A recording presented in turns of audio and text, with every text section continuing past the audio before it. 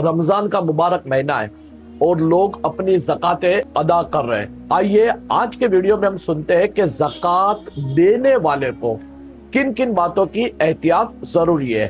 تو ویسے تو بہت ساری باتوں میں احتیاط برتنی چاہیے، مگر آج میں صرف 3 باتیں آپ کو بتاؤں گا جو زکات دینے والے کو احتیاط کرنا ضروری ہے، اس بات کا خیال رکھنا ضروری ہے۔ نمبر 1، زکات دینے والے کے لیے سب سے پہلے ضروری ہے کہ وہ جب زکات ادا کرے تو اس کی نیت کا ہونا ضروری ہے۔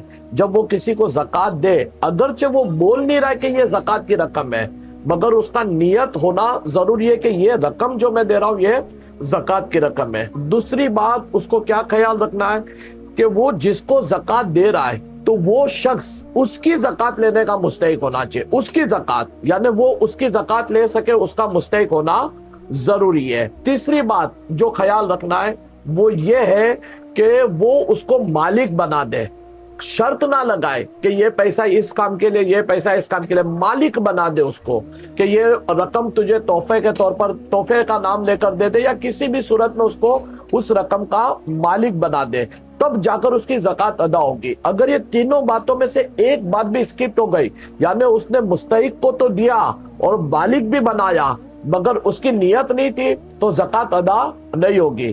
اب اس کی نیت تھی، مستحق بھی تھا مگر اس نے مالک نہیں بنایا، تب بھی اس کی زکات ادا نہیں ہوگی۔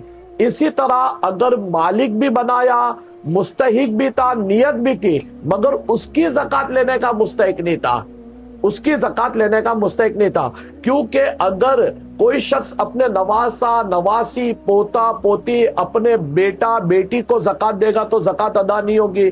اسی طرح شوہر بیوی کو، بیوی شوہر کو زکات دے گے تو زکات ادا نہیں ہوگی۔ تو آپ جس کو زکات دے رہے ہو اگرچہ وہ مستحق ہے، آپ کو اس بات کا خیال رکھنا ہے کیا آپ کی زکات لینے کا وہ مستحق ہے کہ نہیں ہے۔ ان باتوں کا آپ نے زکات دینے میں خیال رکھنا ہے۔ باتیں اور بھی ہے، انشاءاللہ آپ ہمارے چینل کو سبسکرائب کریں، اور بھی زکات کے حوالے سے ہم آپ کو انشاءاللہ باتیں بتائیں گے۔ صلو علی الحبیب صلی اللہ تعالی علی محمد صلی اللہ علیہ وسلم۔